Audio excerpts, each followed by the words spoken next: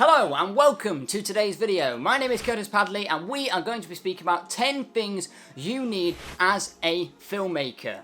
Now if you are just starting out in filmmaking or want to up your game, then it's the perfect time to do so. Filmmaking has become more accessible now than ever before. You can pick up a camera, a few lenses, a tripod, a microphone, a light, and you're pretty much ready to go. So let's go through the items on the list, and item number 1 is of course a camera. Now you might be thinking, of course you need a bloody camera, but that is easier said than done. There are so many different cameras on the market right now. I think anyone who's going into trying to find their very first camera are going to be sport for choice, but also going to have to make a really tough decision on what to go for. As there are companies like Panasonic with the GH5, the GH4, Sony with the A7 III, the A6400, the A6500, Canon with the 80D, the 77D, the 90D, the Rebel series, the higher end models, the Nikon Z6, which is the camera I am using. There is a lot to choose from, so what do you choose specifically? Now it can be very tempting to look at the higher end cameras and see these flashy price tags and going, oh my god, it has 1080p 120 FPS, 4K 60 FPS, this is the camera I need.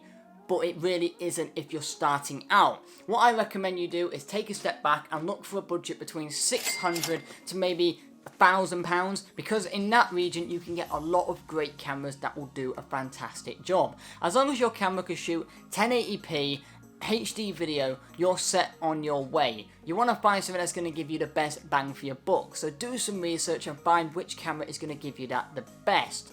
And also with this, make sure that the camera does come with a kit lens so you have something to shoot with.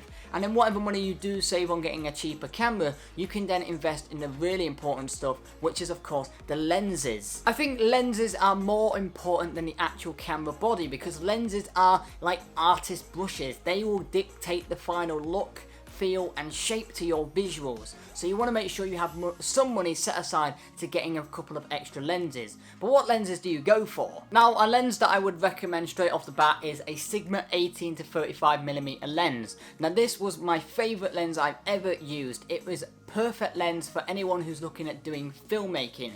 It's sharp, it's fast, and what I mean by fast is it has a small f number, so it is an f1.8 lens, so it means you get superb shallow depth of field and you get great separation between your subject and the background. Now I've seen many people use this lens because it is just fantastic and should definitely be in your camera bag. And if you're shooting with a full frame sensor, I would recommend going for the 24 to 35 f2 lens. Now this lens is quite expensive, it'll cost you about £600, so it might not be affordable just yet, but other lenses to look for are prime lenses. Now prime lenses are fantastic because they're sharp, they're fast, and will give a great look to your visuals. There are a lot of different prime lenses to choose from, but I usually recommend people try and go for a 50, because a 50mm lens is fantastic and won't set you back that much. Usually will cost you around about £150, which is a great starting lens to have alongside your kit lens. So straight away you've got a good camera body and 2 great lenses to help you with your filmmaking. Item number 3 is of course memory. Now we need memory so we can store all our great footage onto something, as a camera's pretty pointless without a memory card inside of it. So memory is really important. Don't go too cheap for memory cards, go for well-known brands because they are more reliable and all that great stuff. And something else to also consider is if you are doing a 2 or 3 day long shoot, have extra memory cards with you. So if you are running out on one, you can quickly switch to another one and get rolling again. Something else I'd also invest getting is a hard drive to back it all up, so when you are back and you're ready to edit it, you will be able to have it all on a hard drive and in one place. I recommend getting like a 4TB hard drive just so you have more than enough space. Item number 4 is filters. I would recommend anyone getting a variable ND filter. Now let me paint you a scene. Say for example you're shooting a subject outdoors, there's daylight, but the problem is your image is overexposed f1.8. The only in-camera settings you can change is your aperture and turn it up to a very high number, but that means you lose that separation between your subject and the background. Because what variable ND filters will do is block out sunlight and allow you to get a nicely exposed image even if the sun is shining bright. So definitely make sure you have a variable ND filter with you. They're not that expensive and they change everything in terms of making your image look great. Item number 5 on our list is supports, tripods and stabilizers. So let's start off with support in terms of light stands. Now I have now got 3 different light stands, so if I am setting up a light I have them available. You're going to need light stands to put your lights on, so that's item number 1. You're going to need that if you are using certain lighting equipment.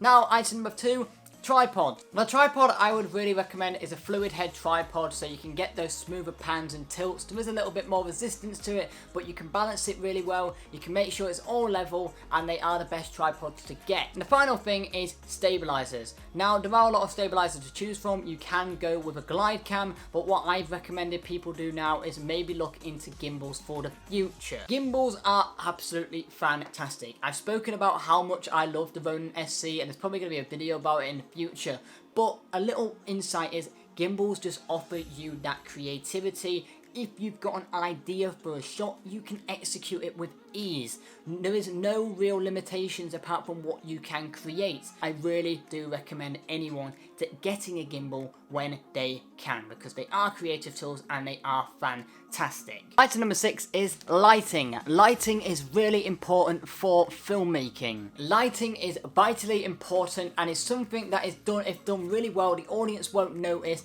but will have a significant impact. Now there is a lot of lights to choose from. There's a lot of ways of lighting a scene.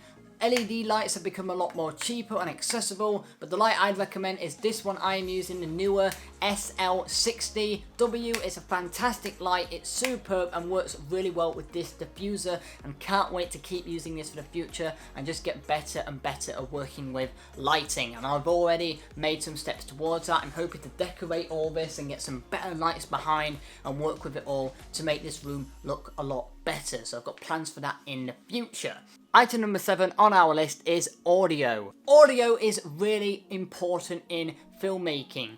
Audiences may forgive some visual qualities, but will never forgive bad audio. There's a lot of equipment you may need, such as a sound recorder, a shotgun mic, a boom pole, a mic stand. Whatever you are going to invest in, make sure you have audio equipment for it.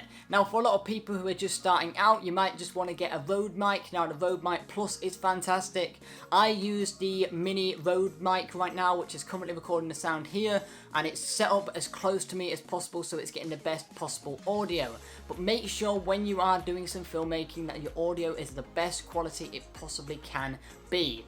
Also get a good pair of headphones so you can listen back to the audio you have recorded, so you're not getting any hissing, humming, or you're not hearing like the background outside or something like that, just to make sure your audio is crisp.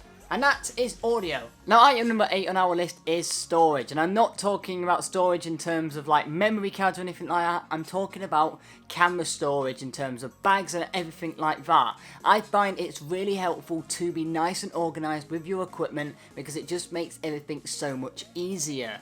Now in terms of storage, there's a lot you want to consider. You want to have a decent camera bag, you want to make sure that your tripod has a bag, you want to make sure that your lights are stored away safely in other bags, and my light stands even have bags. There is a lot of equipment that is maybe laying around, so if you can keep it nice and organized, it really does help a lot. And make sure that you keep an inventory of everything you have got, especially when you're going out filming. Make sure that you have got everything you need with you, and it just keeps things, I find, a lot more organized and safe and ready for when you're going out and doing your next shoot, as you don't want to go out somewhere and be forgetting an important bit of equipment. So keeping organized, having good storage, everything like that just makes it a lot easier and helps you. Item number 9 on our list is a drone. Now I love having my drone. My drone opens up a whole new world of creativity, of ideas, of shooting, and allows me to take my camera where not many other people can. Now I shoot with a DJI Mavic Air, and it's a fantastic drone to have. The only thing you have to really be concerned about and really take into consideration is licensing, where you're allowed to fly it, and all those regulations and rules that are getting more and more put into place. But drones are still fantastic tools to have. And for number 10, our final point is editing software and a computer. So having some great editing software is vitally important to ensure that your projects are done successfully and effectively through a software that you know and can use. As well, something that is just as important or even more important is having a computer that can edit the footage. I have worked with computers in the past which are slow and are a bit dim-witted and cannot actually edit the footage effectively and will often crash or not be able to do it, or if it can, it will take hours and hours to do so. So I built this computer right here. It's a custom built rig and it is fantastic for editing. I would recommend that you do a lot of research into what you're editing and what kind of specs you'll need. Personally, I think you'll need at least 16 gigs of RAM and so it with a very high-end processor to be able to manage all this editing software and all the editing you'll be doing on the machine. So yeah, that is 10 things I think you need as a filmmaker. Now I hope this video has been fun, I hope you have found it interesting, and I hope you have taken some things away from it. And yes, if there is anything I missed, drop it in the comment section below. Thank you very much for watching, and until next time, take care, and I'll see you in the next one. Bye for now. Whew.